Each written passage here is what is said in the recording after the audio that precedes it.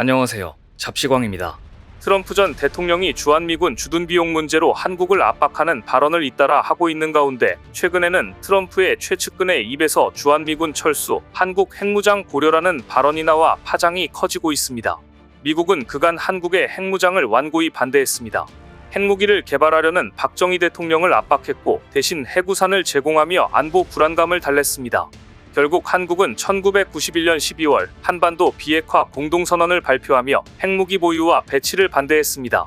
그런데 이처럼 한국의 핵무장을 반대했던 미 정치권에서 최근 한국 핵무장에 대해 긍정적으로 검토해야 한다는 지금까지 상상도 하지 못했던 발언들이 나오면서 대체 무엇이 진실인지 최근 한반도 핵무장과 관련된 뉴스에 관심이 증폭되고 있는데요.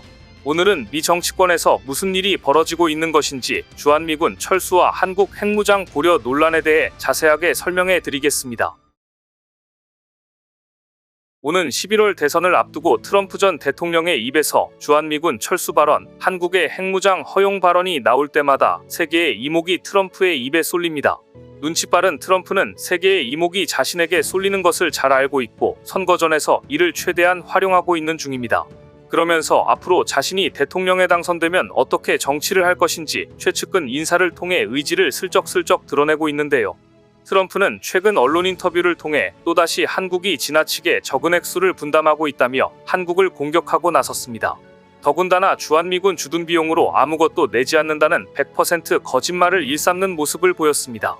그러면서 만약 한국이 분담금을 더 지불하지 않을 경우 주한미군을 철수시킬 수 있다는 의사를 숨기지 않았습니다.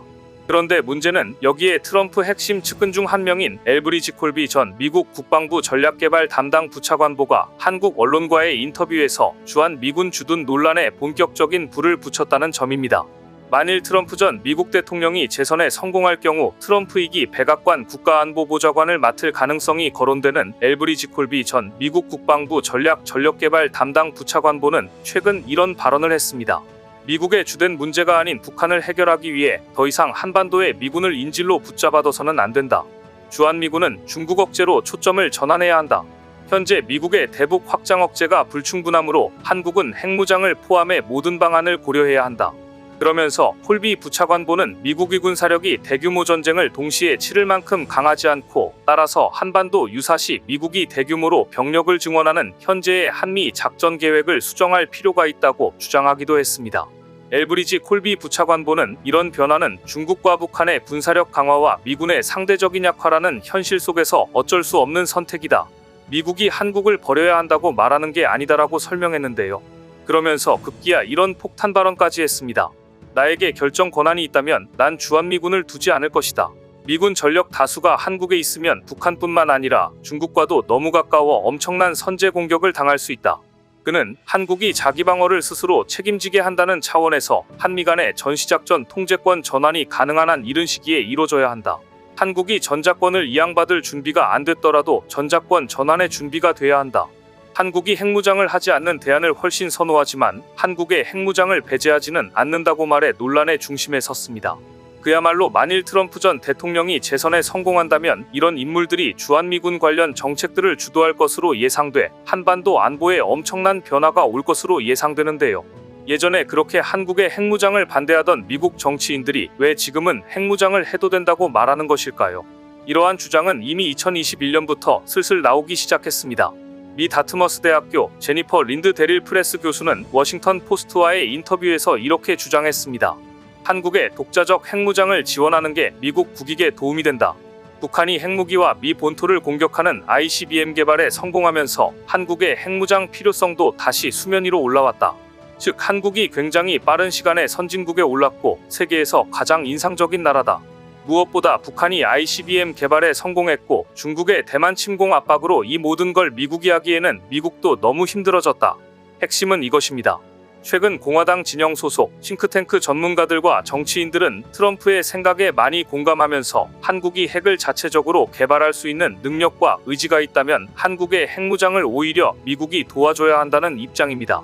또한 설사 한국이 전자권 전환을 위한 준비가 되지 않았더라도 전자권 이행을 위해 대비해야 한다는 입장을 보이고 있는데요.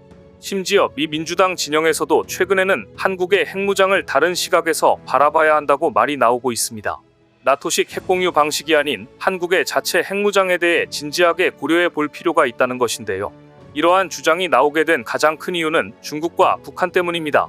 북한은 작년과 올해 탄도미사일 발사 시험을 지속적으로 하고 있고, 따라서 트럼프와 생각이 같은 정치인들은 이런 부분 때문에 차라리 불완전한 방어 대책을 세우기보다 한국이 스스로 핵무장을 해 중국에 반격할 수단을 주는 것이 더 낫다고 주장합니다. 이런 발언들을 듣고 있으면 한국 입장에서는 황당할 수밖에 없습니다. 언제는 핵무기 개발은 절대 안 된다며 자신들의 해구산 아래 있으라고 했다가 대선이 다가오니 또 알아서 하라는 입장이니 당황스러울 수밖에 없습니다. 더구나 지난 2020년 트럼프 행정부는 한국이 원자력 핵잠수함에 필요한 전홍축 우라늄을 제공해달라고 요청하자 이를 냉정하게 거절했습니다. 핵무기 개발에 쓸 수 없는 핵물질에도 민감하다는 뜻이었습니다. 그런데 그 후 미국은 호주에는 원잠 기술을 제공한다고 발표해 논란이 일었습니다. 그러자 이 틈을 타 프랑스는 한국과 핵폐기물 재처리 기술 등의 거래 협력을 진정으로 원한다면서 프랑스는 군사기술에서도 원잠과 항공모함 건조까지 모든 기술을 모두 가지고 있다고 한국에 밀착해 왔습니다. 미국은 그동안 한국이 프랑스 원전 기술이 아닌 미국 기술을 도입하도록 했고, 그래서 한국은 미국의 원전 기술료를 납부하고 있습니다.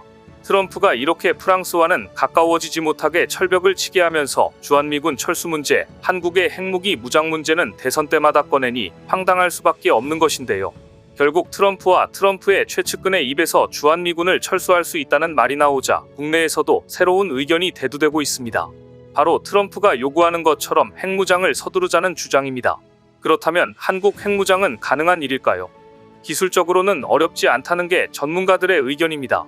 전문가들은 한국의 핵무장은 기술의 문제가 아니라 의지의 문제라고 이야기합니다. 국내 원전 대부분은 경수로를 사용하지만 월성에 있는 일부 원자로는 중수로인데요.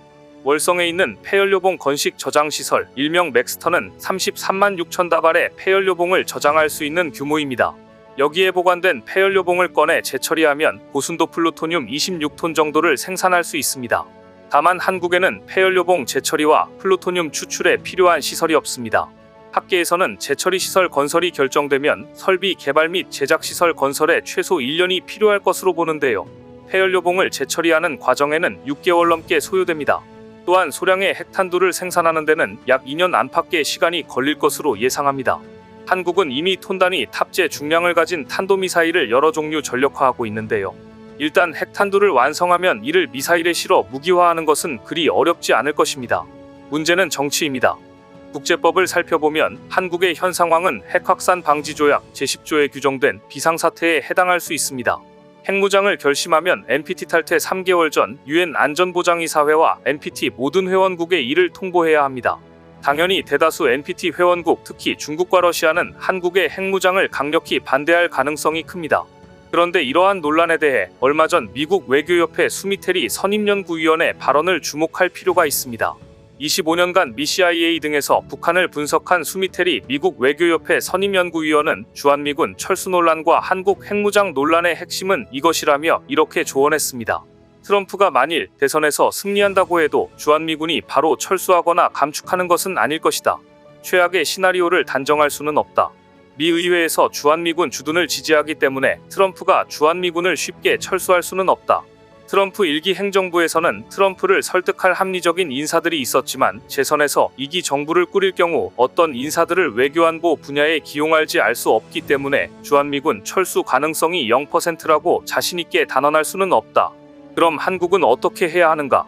오히려 주한미군을 감축하는 대신 그럼 한국에게 핵능력을 개발하게 해달라고 할 때 트럼프는 어떻게 나오게 될까? 이렇게 설득하는 게 더 설득력이 있다.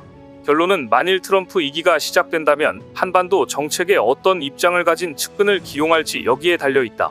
심상치 않은 국제정세 속에서 한국도 스스로를 방어할 수 있는 더 강력한 무기를 가질 필요가 있다는 주장이 국내에서도 나오고 있는 가운데 지금 트럼프와 트럼프의 측근들이 기억해야 할 것은 주한미군 주둔 비용을 아까워하다가 미국은 그보다 훨씬 귀한 한국에 대한 영향력을 잃어버릴 수도 있다는 점, 바로 이 점입니다.